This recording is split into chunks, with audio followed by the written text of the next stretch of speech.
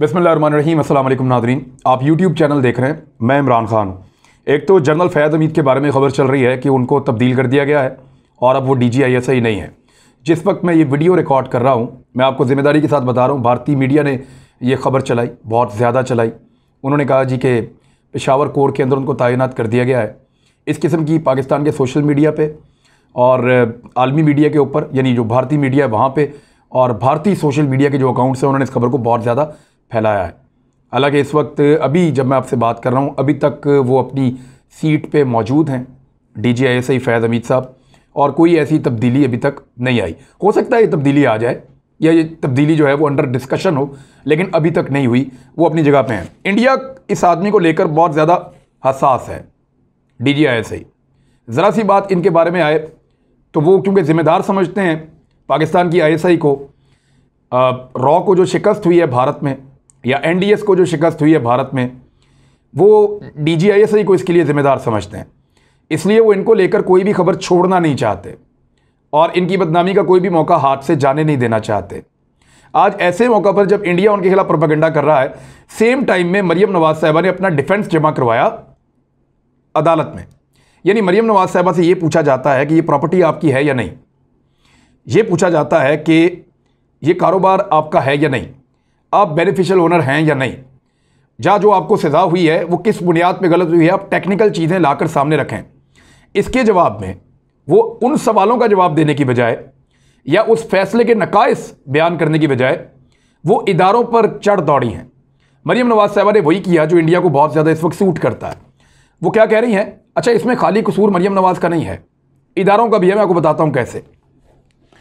इन्होंने 3 ट्वीट किए हैं मरियम नवाज साहिबा ने, और बड़ा डिटेल में इन्होंने अपना वो जो फैसला है, जो उन्होंने अपील की है, उसके पेपर भी साथ शाया किए हैं।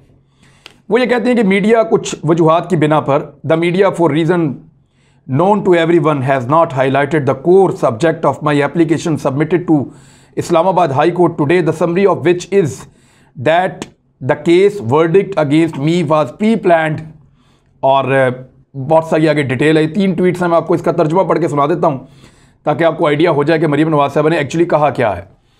उन्होंने कहा कि मीडिया ने बाज़ मालूम वजूहात की बिना पर आज मेरी हाई कोर्ट में जमा करवाई गई दरखास्त के बुनियादी मौजू को रिपोर्ट नहीं किया। और वो बुनियादी मौजू क्या है?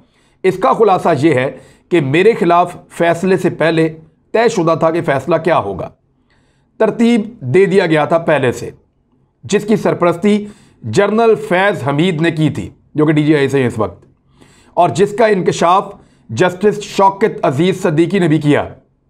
मेरे खिलाफ फैसला इस बात की निशानदेही करता है कि पाकिस्तान में अदलिया, आइन और कानून के नाम पर किस तरह सियासी मुजालम ढाए जाते हैं। इससे यह भी वाज़ेह होता है कि किस तरह जनरल फैज़ हमीद समेत बाज़ दूसरे ताकतवर लोग ना सिर्फ अपने हलफ के तकद्दुस की खिलाफ वर्जी करते हैं, बल्कि ऐसा करते हुए मुसल्लह अफवाज के एहतराम, यानी काबिल एहतराम इदारा जो है मुसल्लह अफवाज का, उसको भी बदनाम करते हैं या उसकी बदनामी का बायस बनते हैं। ये मरियम नवाज साहिबा का ट्वीट है।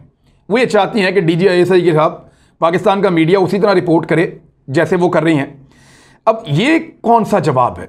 बात हो रही है फ्लैट्स की, बात हो रही है प्रॉपर्टीज़ की, बात हो रही है कि आप कमाते नहीं थे, आपकी जायदादें कैसे बन गई, और जवाब आ रहा है कि जी DGISI ने मेरे खिलाफ किया है। एक्चुअली हुआ क्या, इसके लिए रिस्पॉन्सिबल कौन है, ये थोड़े से फैक्ट हैं। हम ये मानते हैं कि इदारों को जो है वो मुदाखलत नहीं करनी चाहिए सियासत में, मगर उसका सबसे बड़ा बेनिफिशरी पाकिस्तान की सियासी तारीख में कौन है इदारों की मुदाखलत का? वो PMLN है।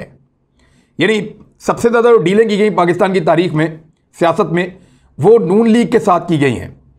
इदारों को अपनी हदूद में रहना चाहिए, सियासी मामलात में मुदाखलत नहीं करनी चाहिए, ये शुरू दिन से लोग कह रहे हैं। मगर नून लीग जो है वो आज इदारों की मुदाखलत ख़त्म करने की बात नहीं कर रही। मैं पहले भी कई मरतबा कह चुका हूं कि वो इदारों को ये कह रहे हैं कि आप जैसे माजी में हमें रेस्क्यू करते रहे हैं, वैसे आप हमें रेस्क्यू करें, हमें बचाइए इन केसेस से। अब इदारे इस मरतबा सामने नहीं आ रहे बचाने के लिए, उल्टा इदारों में इनके खिलाफ जज्बात हैं। तो इस बात पे वो गुस्सा कर रहे हैं और यहाँ पे एक दूसरे के साथ तसादम हो रहा है। कई मरतबा बयानात इन्होंने दिए हैं कि मुज़ामत हो जाए या मफामत हो जाए, लेकिन हमारे मुतालबात तस्लीम किए जाएँ। अब मफामत का मतलब तो यही है कि हमें डील दी जाए, हम आपको कुछ कहना बंद कर देते हैं, आप हमारे केसेस के अंदर हमें डील दें। और ऐसी डीलें माजी में हुई भी हैं। ये दबाव डालते हैं इदारों पे। मिसाल के तौर पे ये एक तल्ख हकीकत है, इसको हमें मानना पड़ेगा कि इस मुल्क में इदारों का सबसे लाडला खानदान नून लीग है या शरीफ खानदान है। यही खानदान हमेशा पीपल्स पार्टी और दीगर जमातों को खुटकता भी रहा है, बिल्कुल खुटकता रहा है। और हर मौका पर कभी इदारों ने इनसे डर के डील कर ली, कभी बैरून मुल्क आने वाला जो प्रेशर है उससे डील कर ली, कभी अंदरूने मुल्क जो प्रेशर आया उसकी वजह से डील कर ली, कभी अवाम के दबाव के खौफ की वजह से डील कर ली, कभी ज़ाती ताल्लुकात की बुनियाद पर यानी वो डील कर ली। और यानी आप शुरू करें ना, इस खानदान को सियासत में जनरल जिलानी लेकर आए थे। फिर ये वजीर खजाना किसके कहने पर बने? नवाज शरीफ साहब। वजीर आला पंजाब किसके कहने पर बने? फिर बेनज़ीर साहिबा जब वापस आई पाकिस्तान में, उनकी हुकूमत बन गई। ज़ियाउल्लाह साहब की शहादत के बाद बेनज़ीर की हुकूमत को गिराया किसने? फौज ने, इनके साथ मिलकर, इदारों ने मिलकर गिराया।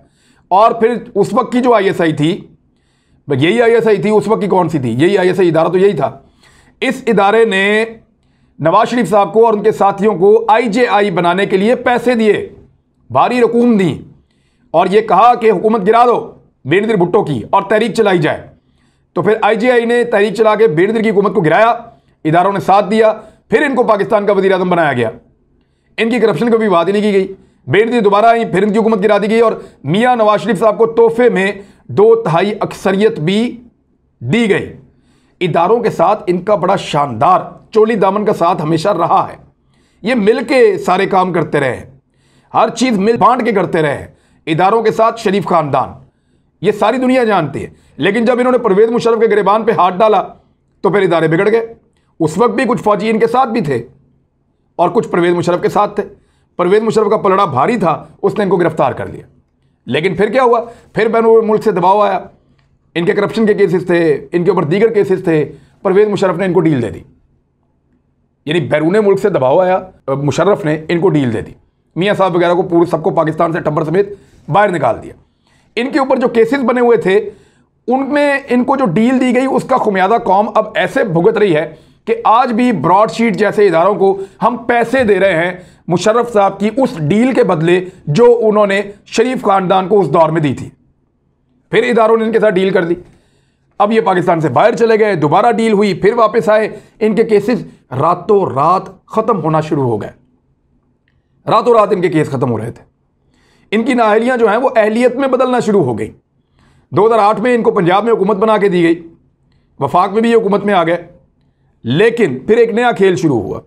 पीपल्स पार्टी और एस्टेब्लिशमेंट के दरमियान लड़ाई हुई तो पंजाब में इनकी हुकूमत को बचाने के लिए दोबारा इदारे मुतहर्रिक हुए और उन्होंने काफ लीग के अंदर एक फॉरवर्ड ब्लॉक बना के तोहफे के तौर पे मियाँ नवाज शरीफ साहब को दिया कि जी ये आपकी पंजाब में हुकूमत नहीं गिरने देगी, ये जामिन है। फिर एक ड्रामा हुआ पाकिस्तान में बहुत बड़ा, इफ्तिखार चौधरी की बहाली का, मेमोगेट स्कैंडल जो है वो भी हुआ, फिर गिलानी साहब की जो बरतरफी है, ये सारी चीज़ें ये सारे इदारों ने मियाँ नवाज शरीफ साहब के साथ मिलकर किया। ये आपस में इन जराइम के लिए, अगर तो ये जराइम है जिनको आज नून लीग कहती है जराइम है, तो ये सब हिस्सेदार हैं इन जराइम के लिए।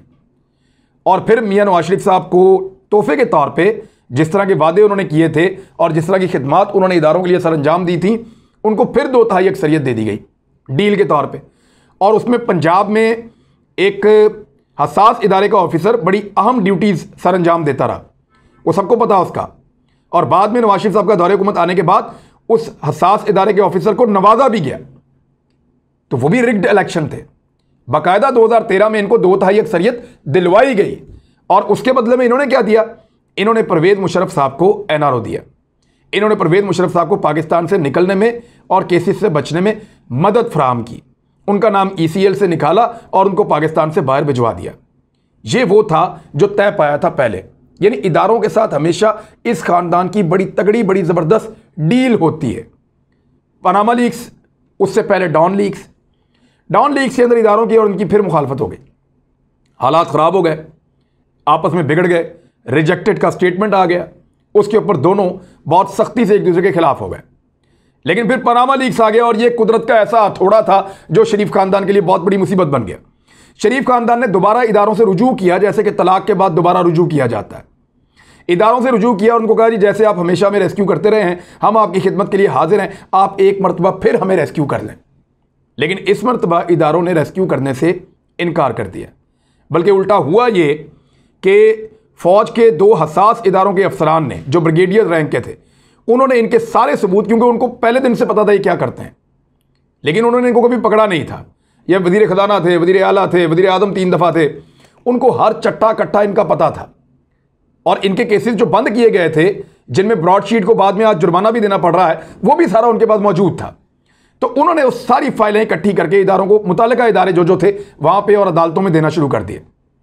तो वो जो एक JIT बनी, उसके अंदर फ़ौज का जो किरदार था, उसके बाद इस ख़ानदान की दोबारा फ़ौज के साथ या इदारों के साथ दुश्मनी शुरू हो गई। फिर मियाँ नवाज शरीफ साहब का इक़्तिदार ख़त्म हुआ, मुझे क्यों निकाला, और लड़ाई झगड़ा, लंबा एक लड़ाई झगड़ा। इलेक्शन हुआ, इलेक्शन में पाकिस्तान तहरीक इंसाफ को फतह हो गई, उन्होंने हुकूमत बना ली और मियाँ नवाज शरीफ साहब को जेल हो गई। मियाँ नवाज शरीफ साहब जेल में मौजूद थे, लेकिन फिर इदारों को ब्लैकमेल किया गया, ये कहा गया कि मुझे जहर दिया जा रहा है, मुझे मारा जा रहा है। दोबारा इदारों के ऊपर प्रेशर बढ़ाया गया और फिर एक डील हुई। एक डील के नतीजे में पाकिस्तान की तारीख में पहली मरतबा ऐसा हुआ, बल्कि दुनिया की तारीख में, कि एक सजा याफ्ता मुजरिम को जेल से निकाला गया और जेल से निकालकर बैरून मुल्क रवाना कर दिया गया। वो यहाँ से चंद 100 प्लेटलेस लेकर उड़ा और जैसे ही वो हीथ्रो एयरपोर्ट लंदन में उतरा तो उसके प्लेटलेस लाखों में हो गए, 2.5 लाख के करीब। तो इतना बड़ा फर्क पड़ गया सिर्फ ये घंटों की प्रवास के अंदर। तो इदारों ने एक मरतबा फिर शरीफ खानदान को बड़ी खूबसूरत डील दी और उस डील के बाद दोबारा से इस खानदान ने मजीद चीज़ें मांगनी शुरू की कि मेरी बेटी को भी बाहर भेजो, मेरे भाई को भी बाहर भेजो। और हत्ता कि यहां तक हुआ कि एक दिन के अंदर वो फैसले हो गए पाकिस्तान के अंदर जो कई महीनों में नहीं होते, और जो शहबाज शरीफ साहब हैं वो रातों रात मुल्क से निकलने के लिए उनका बंदोबस्त कर दिया गया।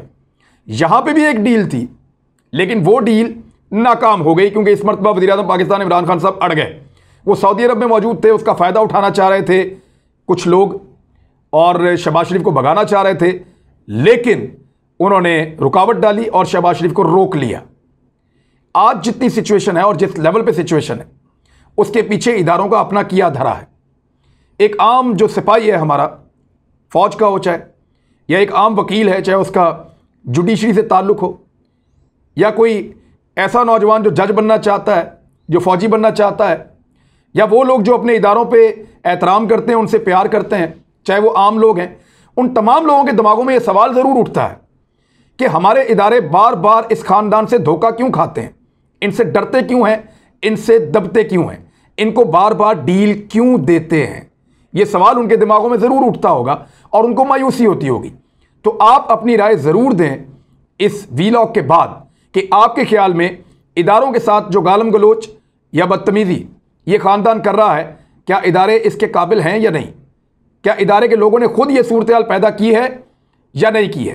क्या इसके लिए खाली इस ख़ानदान को कसूरवार कहा जा सकता है? क्योंकि उनका तो ये एक वतीरा बन गया, उनको तो समझ आ गई है, डराओ दबाओ, प्रेशर डालो, बैरूनी अंदरूनी प्रेशर लेकर आओ, कुछ भी करो और फिर डील ले लो। और क्योंकि इदारे डील दे देते हैं, उनका ट्रैक रिकॉर्ड है, तो वो कुछ गलत नहीं कर रहे, वो वही कर रहे हैं जिसमें उनका फ़ायदा है, क्योंकि वो सियासतदान है और वो समझते हैं। अब तक के लिए इतने, अपना ख्याल रखिएगा, अपने इस चैनल का भी। अल्लाह हाफ़िज़।